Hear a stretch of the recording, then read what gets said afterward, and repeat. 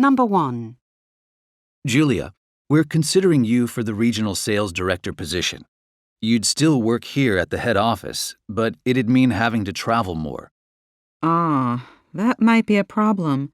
My kids are still young, and you know that I'm a single mother, so I can't be gone too much.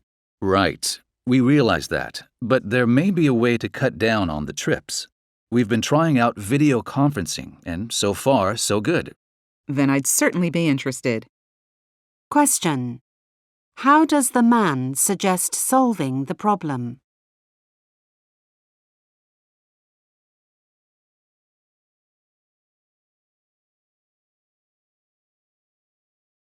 Number 2. Gary, it's me. I'm afraid I have to work late again. Again? That's the third time this week. When do you think you'll get home? Probably around 9. Listen, Clive's baseball practice ends at 8:30. Can you pick him up? Well, I'm supposed to be giving your mom a ride to the airport. I forgot. Well, I guess he'll just have to wait for a bit until I get there.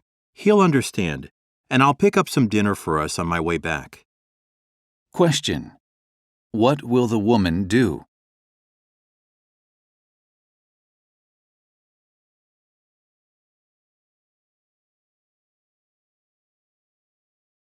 Number 3.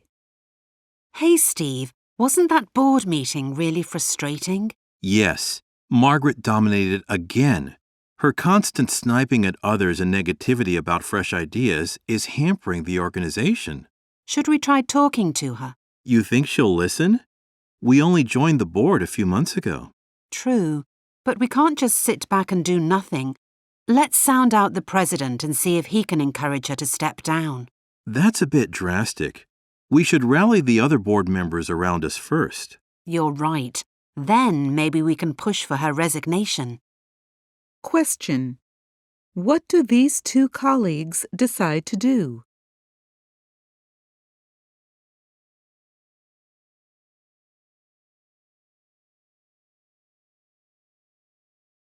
Number 4.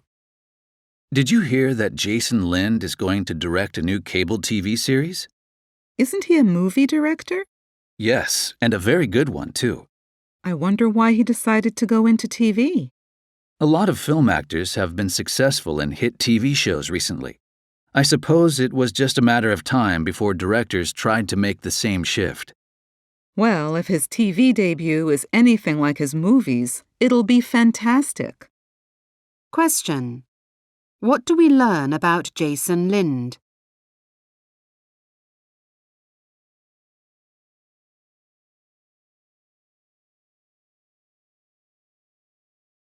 Number 5. Look at this TV ad, George. That vegetable cutter can cut, slice, and dice just about anything. If it really worked, it would be selling well in regular stores. Why are you always such a cynic? My father bought something like that once, but he could never get it to work. That was years ago. Things are more advanced now. Only the promotion methods. But if you really want it, get it. No, because if it breaks, I'll never hear the end of it. Question. What do we learn from this conversation?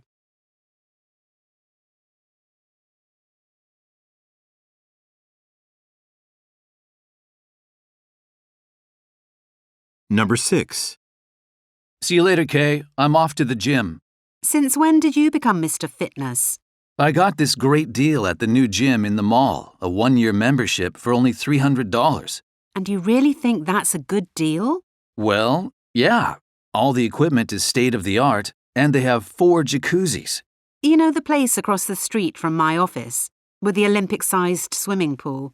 I got 2 years there for that price. Great. Now you tell me. Question. What does the woman imply?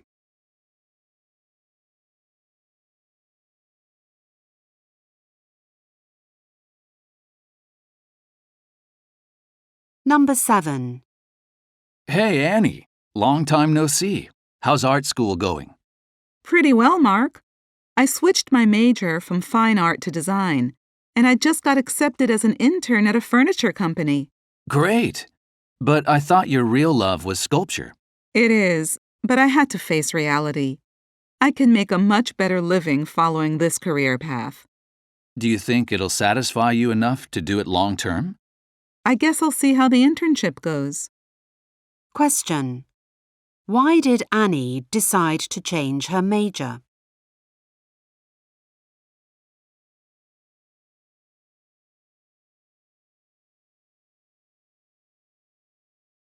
Number 8. I'm finished studying. Let's grab lunch. But I still have to finish my psychology paper. Come on, take a break. We've been at it all morning. It'll only take me another hour or so. I have to get it done today. That's what happens when you put it off until the last minute. I know. Will I see you later? Yeah, as long as you're still planning to go to Jim's party tonight. Wouldn't miss it. Question. What does the man imply?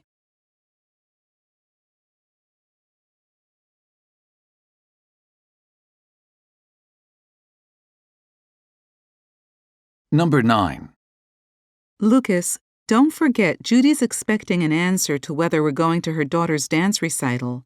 I just can't see why we have to drive 2 hours each way to spend an entire Saturday doing that. We were at her son's birthday party just a couple of weeks ago. I'm with you, but that's just the way she is. You know she's really big on family and loves having us visit. Well, we have to let her know somehow that we can't just drop everything whenever a nephew or niece has a birthday or soccer game. She only does it because she wants to include us in things. I know, and I appreciate that. She's the best sister-in-law you could ask for.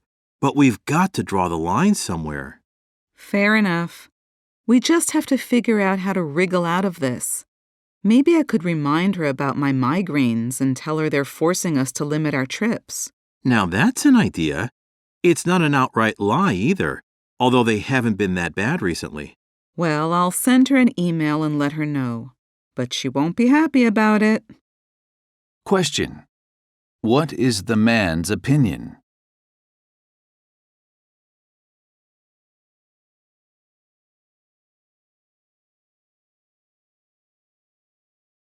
Number 10. Well, guys, we need to discuss how to shut down our Hong Kong office next year with minimal impact. That's going to be tough. Word has already leaked out, and employees there are beginning to panic. That's the last thing we need. Morale will plummet. Well, the Japanese staff will be transferred to other offices, most to locations in Japan. But it's the local Hong Kong staff I'm worried about. Agreed. If we just lay them off, our reputation could be irreparably damaged. Well, we can transfer a handful of them to our Shenzhen office. For those who aren't willing to go or have ties in Hong Kong, we need to compensate them if they leave the firm. That'll help us maintain our reputation as a fair employer. We also have to meet with our local legal counsel to review any remaining contractual obligations to clients. I don't foresee that as being a major concern, as our office in Shenzhen can handle clients in Hong Kong. It seems we agree company standing is our primary concern. Would the two of you draft a formal letter to announce our plans? No problem. We'll include something about management meeting with each one of them to discuss their options. Great. Let's get ahead of this problem before it explodes in our faces. Question. What do the speakers conclude is the main issue?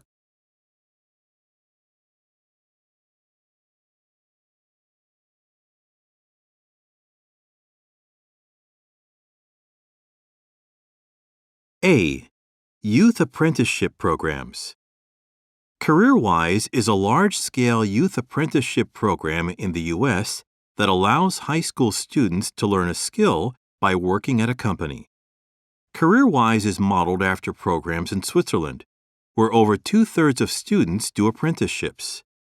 Thanks to such apprenticeships, Switzerland has extremely low student debt and high employment rates, whereas the U.S. has over $1 trillion in student debt and large numbers of unemployed college graduates. CareerWise aims to prepare participants for a profession while challenging the assumption that earning a college degree is the only path to a successful career. Critics say many apprenticeship programs direct low-income students into blue-collar jobs. They also question whether the specialized skills students learn will be applicable across jobs or industries.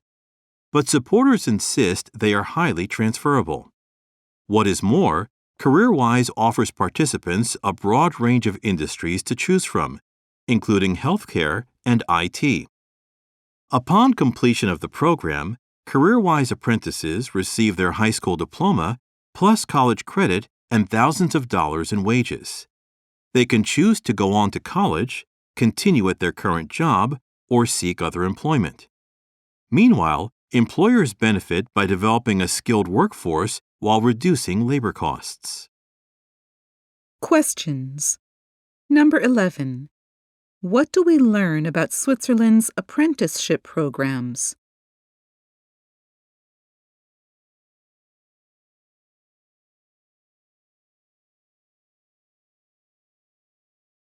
Number 12. What is one criticism of apprenticeship programs?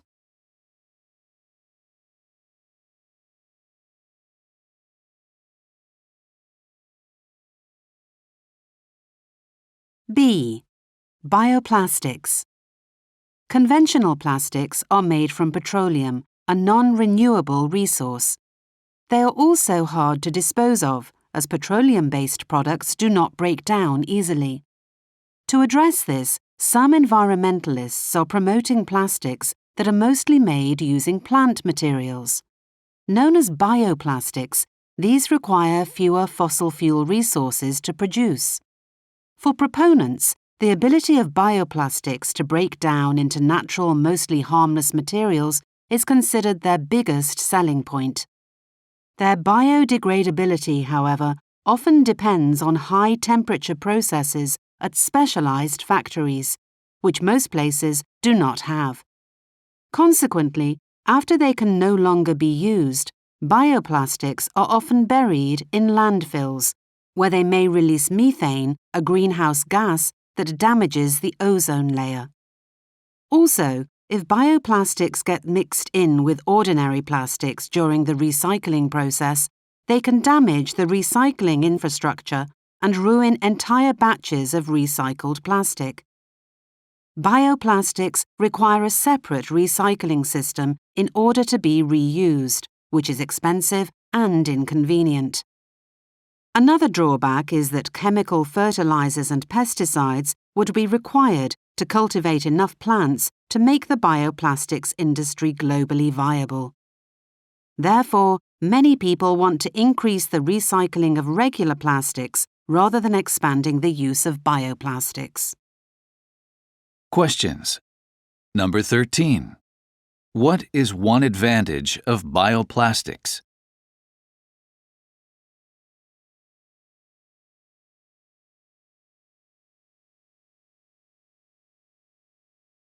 Number 14.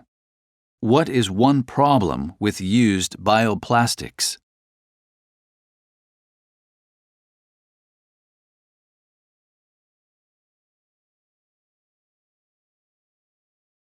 C. Ray Montague. Ray Montague, an African-American engineer, started working for the U.S. Navy in 1956 as a digital computer systems operator and later advanced to the position of computer systems analyst. One day, her boss, whom Montague said held discriminatory attitudes toward black people, attempted to set her up for failure. He told her to create a computer program that could design ships, but he only gave her a 6-month deadline and neglected to mention that his department had been struggling with the same task for 6 years. Montague was determined to succeed and even worked alone at night until her boss finally granted her staff support. Montague met the deadline, creating the first ever computer-generated ship designs. U.S. President Richard Nixon, who wanted to produce warships at a more rapid pace, was highly impressed. Montague was then commissioned to design an actual ship. She completed the design in less than 19 hours, and soon all naval ships and submarines came to be drawn up in this manner. Thanks to her remarkable achievements, she received numerous awards and became the U.S. Navy's first female program manager of ships. Questions. Number 15. What did Ray Montague's boss likely assume about her?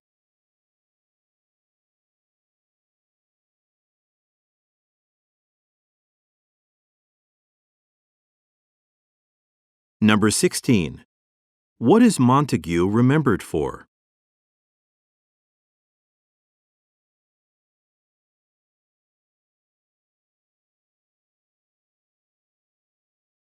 D.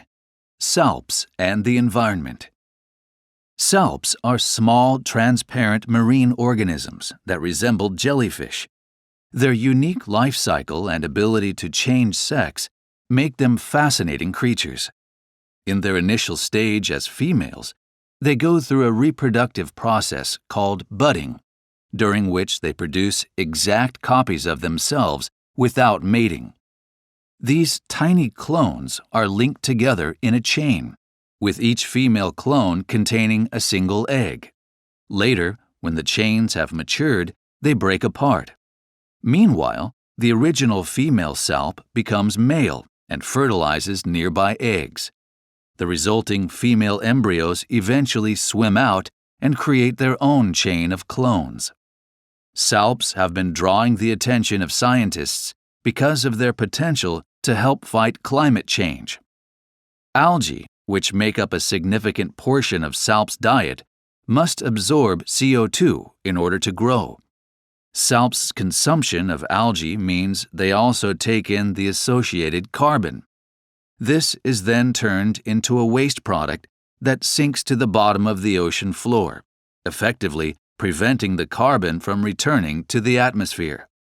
Scientists hope it will one day be possible to utilize salps' enormous appetite to help manage atmospheric CO2 levels. Questions. Number 17. What is one thing the speaker says about salps?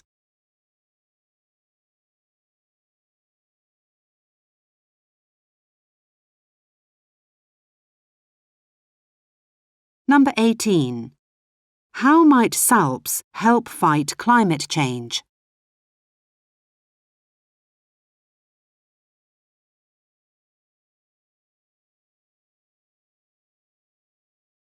E. Ancient Egyptian mummies. In 2011, researcher Roger Montgomery published some surprising findings regarding ancient Egyptian mummies. Montgomery examined the lungs of 15 preserved bodies and found that the mummies' lungs all contained tiny particles known as microscopic particulates. Today, microscopic particulates are associated with various diseases, including lung cancer and pneumonia, and are thought to result from the burning of fossil fuels by modern industry. Montgomery's research, however, showed that the particulate levels in the mummies were nearly as high as those found in modern humans, indicating that some forms of pollution also affected people in ancient times. The mummies examined by Montgomery came from all walks of life and included labourers, priests, and upper-class city dwellers. In spite of the fact that these people came from different social and geographic backgrounds, their lungs all contained similar levels of particulates.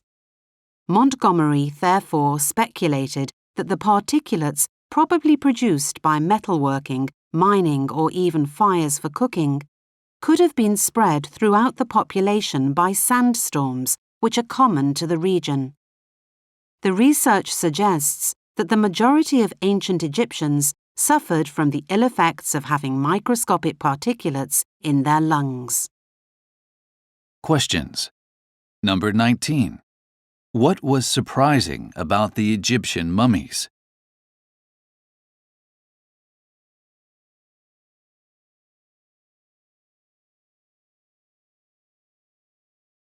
Number 20. What does the research indicate about microscopic particulates?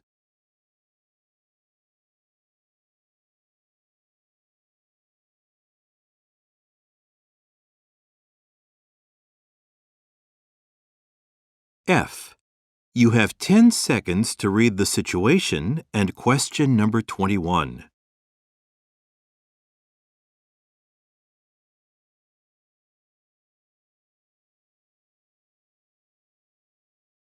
You've asked about health care coverage during your stay. In the past, those enrolled full-time in university courses on a student visa were covered free of charge. However, new rules require the payment of a healthcare surcharge of $150 per year. This needs to be made when you apply for your student visa, and you must pay in advance for the total number of years you'll study here, not a year at a time. Once approved, you'll receive the same healthcare services as citizens and permanent residents do. Alternatively, some students opt for travel health insurance instead, which can offer certain benefits for private medical services that are not covered by the national healthcare system. However, the travel health insurance costs substantially more than the surcharge, especially if you'll be studying here for more than 1 year. Now mark your answer on your answer sheet.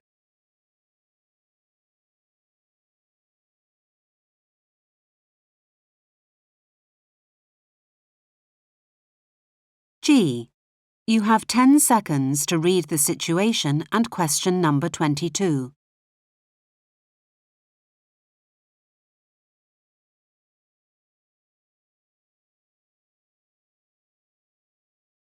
There are a couple of things to consider when choosing a mortgage.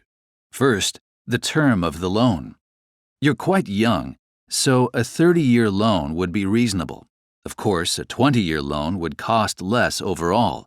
But if you currently have other debts, I'd recommend going with the lower monthly payments of the longer-term loan. Then you need to decide if you want your interest payments to be at a fixed or adjustable rate. With an adjustable rate, you'll pay less interest to start with, but it'll probably go up considerably after a few years. The fixed rate of interest is currently a little higher than the adjustable rate, but it won't change. Since you tend to get anxious about money, I think you'd be better off without the uncertainty of any changes. Now mark your answer on your answer sheet.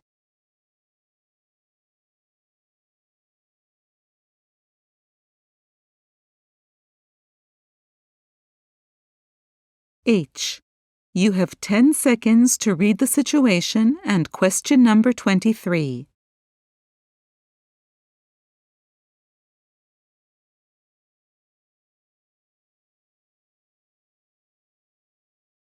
First on the agenda, we have our new line of organic power protein bars coming out this fall. We need everyone on board to promote these new products. Obviously, the digital marketing team is responsible for building awareness and product promotion through paid media and social media channels. We're going to offer a 20% online discount and free shipping for customers who purchase the new products through our website. So you guys need to integrate that into the digital campaign. The customer marketing team will focus externally. We need exposure. We're making sample-sized products to give away in stores and at events over the next few months. As you know, the City Marathon is coming up in August, so you'll need to ask around for volunteers to pass out samples during the race.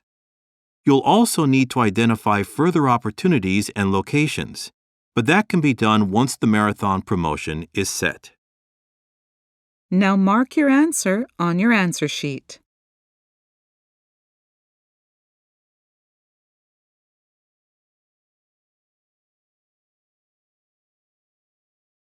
I. You have 10 seconds to read the situation and question number 24.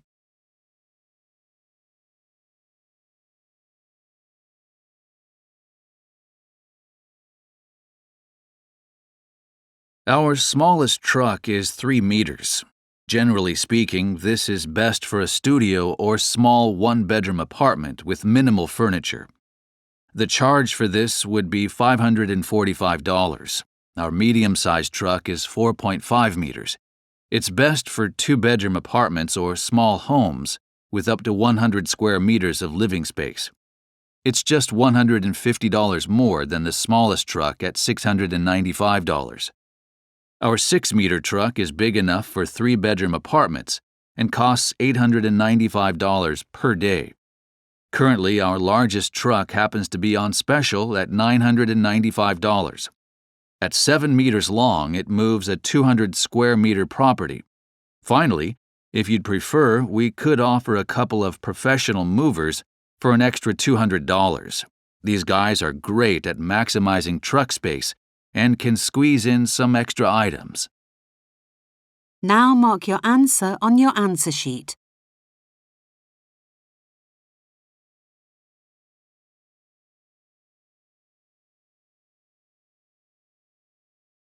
J. You have 10 seconds to read the situation and question number 25.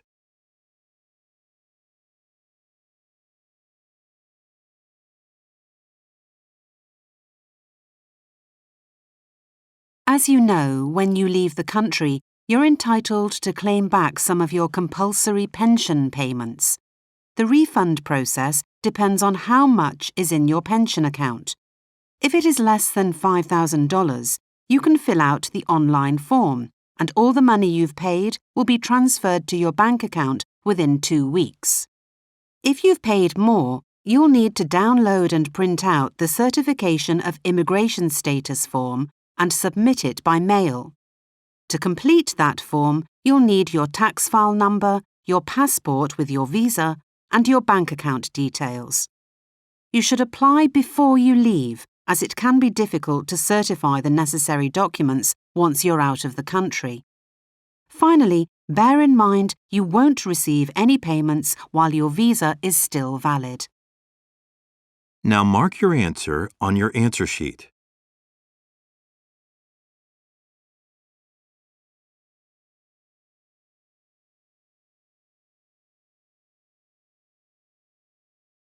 This is an interview with Joseph Smith, a product manager at a solar panel manufacturer. Thanks for tuning in to Careers in Focus. Today we're talking with Joseph Smith. Welcome. Thanks for inviting me. So could you tell me what you do? I work for a manufacturing company that makes photovoltaic modules, more commonly known as solar panels. My main role in the company is collaborating with an international organization called the IEC to develop standards for the industry. How would you currently describe the state of the solar power industry in Japan? Well, it has changed dramatically. When I first joined the industry, Japan was the largest manufacturer and the largest installer of solar panels in the world. Today, China holds both of those titles. It has really been the force driving the dramatic drop in the cost of solar energy over the past few years. One of the reasons for this shift was due to the growth of the German solar market at the turn of the century. As German demand for solar energy grew rapidly due to aggressive government incentive programs, the country turned to China for support with manufacturing, providing capital, technology, and experts. Prior to this, Japan had already developed their own manufacturing base and was selling product internationally. But as China's manufacturing capacity grew, costs came down and quality improved. Eventually, Japan could no longer compete, and many manufacturers either went out of business or scaled back to focus on the domestic market, where the average selling price was higher. Interesting. Are there any challenges the industry faces in environmental terms? Many companies are still using fossil fuels to produce their panels, but as costs continue to fall and manufacturers place more emphasis on reducing their carbon footprint, I'm seeing more companies commit to the use of renewable energy to run their factories. With that said, the energy payback, which is the number of years it takes to produce the energy used to make the product, is only about 1 to 4 years. With an assumed service life of 30 years and zero emissions during that time, solar energy is still much cleaner than energy produced from fossil fuels. So do you think the solar power industry should be subsidized? All industries, including fossil fuel-based industries, are subsidized based on market conditions and influence from lobbyists. The solar industry is unique in that average consumers can purchase solar panels and have a power plant installed directly on their homes. This means that subsidies are more widely distributed than those in other industries, increasing the likelihood that the benefit actually reaches the end user. Do you foresee the world weaning itself off of fossil fuels in our lifetimes? In the past, I think the idea was that renewable energy would replace fossil fuels only when the supply of fossil fuels ran out. However, the cost of renewable energy is dropping so dramatically that it is likely it will eventually surpass fossil fuels simply because it is the cheaper option. This year, one research organization reported that not only is renewable energy now cheaper than building a new coal or gas-fired power plant, it will soon be cheaper than using existing fossil fuel power plants. That is an extraordinary finding. Well, Joseph, time has got the better of us. Thank you. That was very interesting. My pleasure. Questions. Number 26. What is one way that Joseph says the solar power industry has changed?